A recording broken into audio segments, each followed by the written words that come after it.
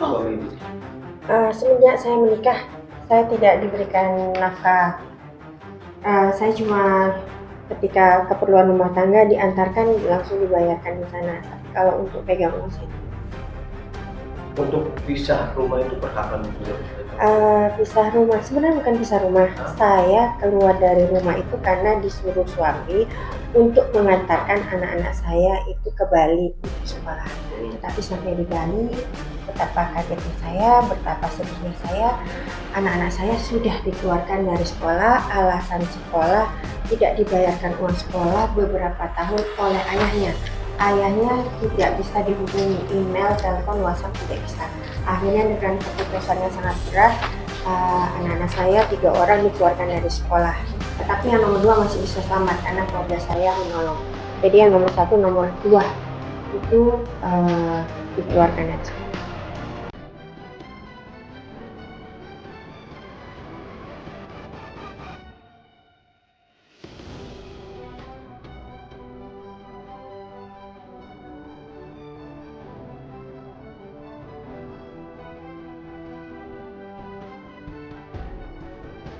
Duluan dari media. Selamat sore Ibu Vanessa, Pak Dr. Nyoman. Sore ini kami berkumpul di sini untuk dan atas nama seorang perempuan yang menandatangani kuasa yang ditetapkan menjadi tersangka atas dugaan pemalsuan identitas. Beliau ini, Ibu Vanessa mungkin sudah banyak belajar informasi tentang Ibu Vanessa ini ya. Warna bajunya berbeda dari kita, artinya ini ada atribut negara yang dibawa. Kami untuk dan kepentingan hukum Ibu Vanessa mengatasnamakan tim hukum Gerakan Martabat Bayangkari. Kenapa demikian? Ada permasalahan mendasar dalam kehidupan Bayangkari Republik Indonesia, secara khusus Ibu Vanessa ini yang menikah dengan seorang perwira tinggi dalam tataran operasional, komandan besar. Akan tetapi secara administratif ternyata ini tidak tercantum, bukan begitu ya Bu ya? Nah, untuk selanjutnya mungkin langkah-langkah hukum kami nanti dan ke depan, saya sebelum ke Ibu Vanessa, saya serahkan ke Pak Dr. Nyoman. Silakan. Baik, terima kasih sejawat. Ya, apa yang disampaikan oleh rekan sejawat advokat Yamin Nasution tadi, bahwa persoalan yang kita sedang hadapi adalah persoalan klien kami sebagai terlapor dan telah dipaksakan ditetapkan sebagai tersangka. Nah, berkaitan perkara penetapan tersangka ini bermuara dari dugaan pasal 266 dengan penyesuaian undang-undang baru 493. Nah, terhadap pasal ini menjadi kontradiksi, tetapi nanti dalam konteks pembelaan. Kami memiliki bukti-bukti yang cukup bahwa penerapan pasal ini tidak sesuai dengan fakta. Kalaupun dipaksakan pasal 266, harusnya disematkan kepada pelapor, bukan kepada terlapor. Ya, kalau dipaksakan pasal 266, lalu dengan perkara ini ditetapkan tersangka, maka pasal 266 itu harus disematkan kepada pelapor sendiri. Nah, lalu yang dipersoalkan adalah berkaitan tentang identitas khusus pada status perkawinan. Di dalam di dalam KTP itu dimohonkan ada perubahan nama, lalu oleh pihak Dukcapil tidak mencantumkan posisi klien kami ini sebagai orang yang sudah menikah, didasari oleh pernikahan itu belum dicatat oleh si pelapor yang seorang perwira polisi. Nah, ini menjadi stress point buat pembelaan kami jika perkara ini dipaksakan lalu dilanjut ke dalam tingkat penuntutan, pasti kami akan melakukan pembedaran semua fakta-fakta yang bisa membantah argumentasi yang dibangun oleh penyidik. Nah, yang kedua, dalam kesempatan yang sama, saya bisa menyatakan ada perjumpaan dugaan tindak pidana. Di mana perjumpaan, kalau pelapor menyatakan bahwa klien kami diduga melakukan tindak pidana, klien kami juga sedang melaporkan pelapor sebagai dugaan tindak pidana. Ya, jadi jangan mencoba memaksakan perkara klien kami ini lebih dahulu ditetapkan sebagai tersangka, tapi mengabaikan laporan klien kami ini tidak berimbang. Jadi kami secara singkat mungkin saya sampaikan bahwa polisi memiliki dasar yang cukup untuk menetapkan klien kami, tetapi secara materialnya kami masih ragu. Secara material, apakah kesimpulan dalam penetapan tersangka itu berdasarkan kebenaran fakta, data, atau memang ini karangan bebas dari pelapor? Itu nanti kita akan lihat di ke depan. Tetapi kami sampaikan dalam kesempatan ini bahwa kami siap menghadirkan klien kami dimanapun sebagai warga negara Indonesia harus tunduk terhadap hukum. Tetapi kami berharap Mabes Polri tidak mendiami perkara-perkara, laporan-laporan yang telah dilaporkan oleh klien kami yang menurut kami sudah cukup baik dari sisi alat bukti maupun dari saksi-saksi yang dihadirkan oleh pelapor dalam hal ini klien kami. Saya pikir begitu, mungkin ada pertanyaan atau apa bisa. Berarti perkapan resmi dari tersangka terus apa? Dugaan pemalsuan data atau seperti apa mungkin? Iya, sebagaimana ini ada surat dari Divisi Profesi dan Pengamanan. Mohon bukan ini, izin ya. Dari ini ada surat tertanggal 26 Januari 2026. Direktorat Tindak Pidana PPA dan PPO. Perlindungan Perempuan dan Anak dan perdagangan orang ini. Nah, klien kami ini Ibu Vanessa disangkakan, mohon maaf klarifikasi sedikit, bukan 493 tapi 394 KWP nasional yang baru, maaf baru ya. Dia ini ditetapkan, pasal ini mensyaratkan adanya kerugian kalau kita merujuk ke 266 ayat 12 yang KUHP lama. Si pelapor ini harus mengalami kerugian kan gitu ya Prof ya, jadi material dia ini. Tapi yang kami pahami ini urusan domestik atau internal rumah tangga gitu. Yang anehnya bagi kami sebenarnya, bagi saya pribadi, ada perempuan ini belum tercatat sejak mereka menikah, wajahnya dipampang, didampinginya menjadi Kapolres, dan tidak tercatat secara administratif. Lalu bagaimana ibu dapat baju dari tahun berapa ini? Kalau didaftarkan baru 2025 ya, secara administratif begitu Bu ya. Nah ini bagaimana ini Bu? Bagaimana ibu selama ini kalau tidak terdaftar? Ya itu Bang. Berarti tujuannya ini apa ya, Ibu Vanessa ini dianggap tuh memanipulasi data. KTP-nya, data KTP, ya. KTP yang seharusnya sudah menikah, tapi belum menikah. Ya. Artinya mereka menuduh Ibu Vanessa yang merubah itu. Iya. Iya. Oh, atas kepentingan apa itu? Jadi begini, pada pengajuan permohonan pemulihan KTP sebenarnya bukan fokus kepada status nikah atau belum nikah. Betul. Berkaitan dengan nama, di mana nama yang KTP lama tidak sesuai dengan akte kelahiran. Ada kehilangan nama orang tua, kalau di Sumatera itu marga ya. Nah, karena kehilangan marga, maka beliau mengusulkan nama marga itu ada, tambah lagi satu nama. Lalu ternyata ketika dibuka di dalam data, perkawinan itu belum terdaftar. Tidak mungkin Dukcapil mencantumkan sudah menikah kan? Yeah. Dan itu tidak sama sekali atas arahan atau permintaan dari klien kamu. Tidak sama sekali. Itu secara normatif karena memang belum terdaftar, pasti ya bagaimana diakui perkawinan kan gitu. Kecuali pendaftaran itu sebelum tahun 2020, sebelum ada permintaan pemulihan KTP tadi. Nah, baru diketahui alasan tidak bisa dicantumkan sudah menikah. Ternyata tahun 2025 bulan Januari tanggal 7 baru didaftarkan oleh pelapor namanya Agustinus tadi.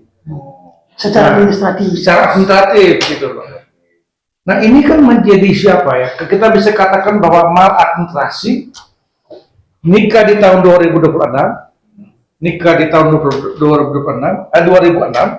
lalu didaftarkan 2025.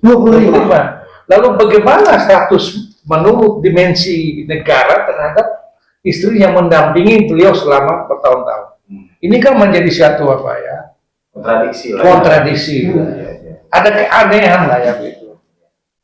Nah, ketika beliau menggugat, harus satu-satunya syarat menyatakan mereka sudah menikah. Maka karena kepentingan menggugat perceraian istrinya, disitulah semangat mendaftarkan perkawinan di catatan sipil.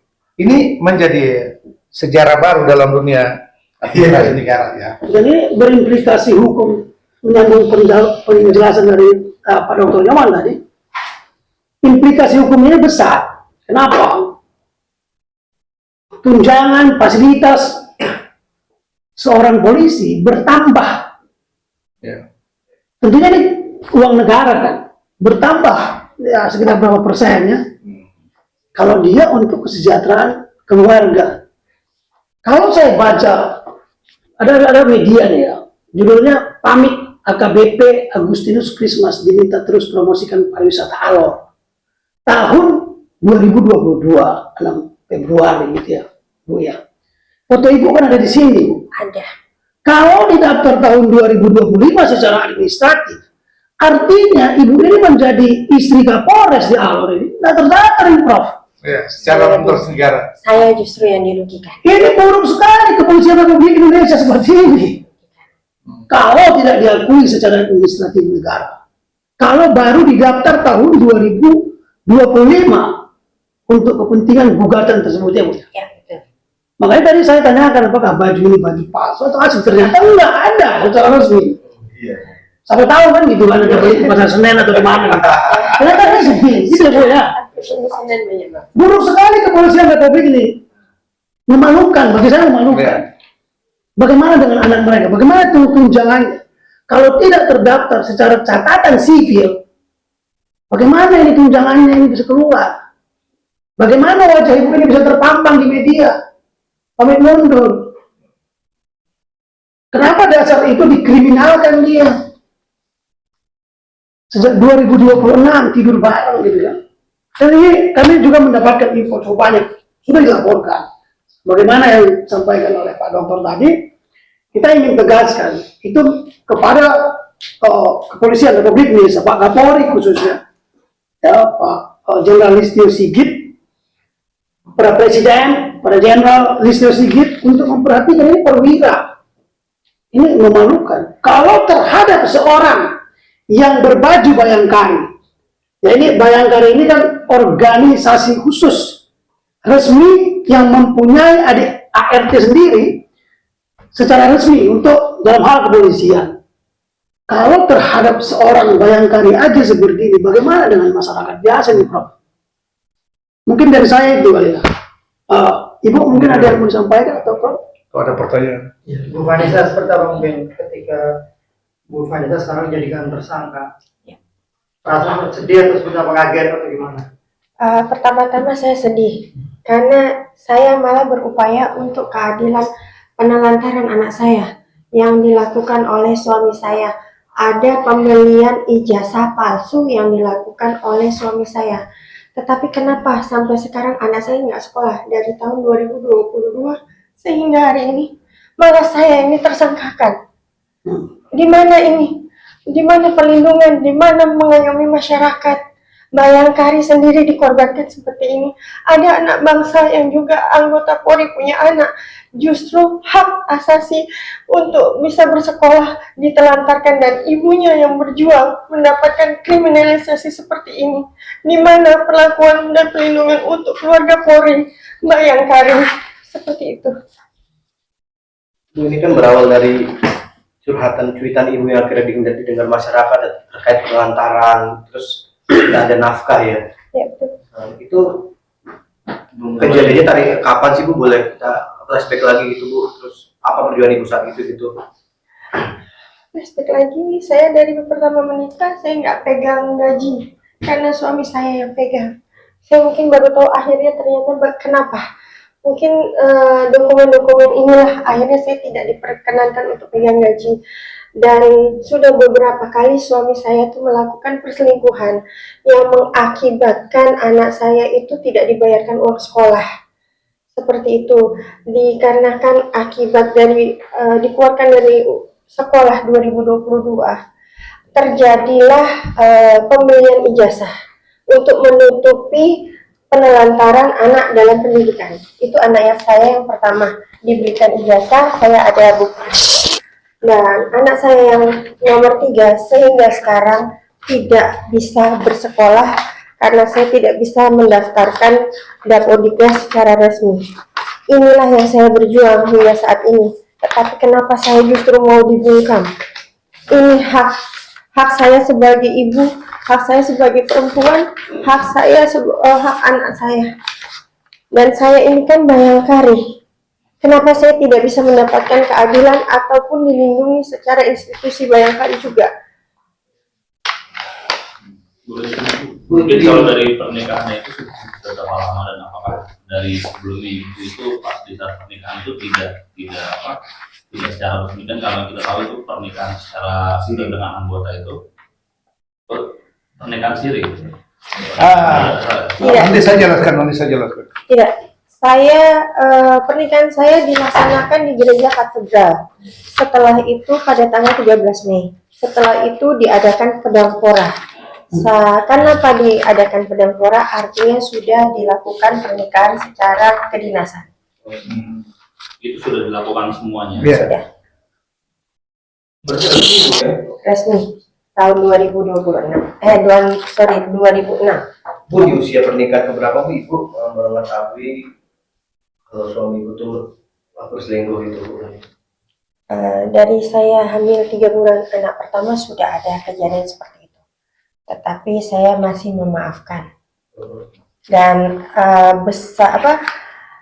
perkelahian besar yang saya terkena KDRT dan saya sudah laporkan juga. Itu terjadi di saat tahun 2016. Jalan nggak laporan proses ini? Tidak jalan laporannya. Tidak jalan. Ada fotonya tadi ya? 2005 juga KDRT ya, baru.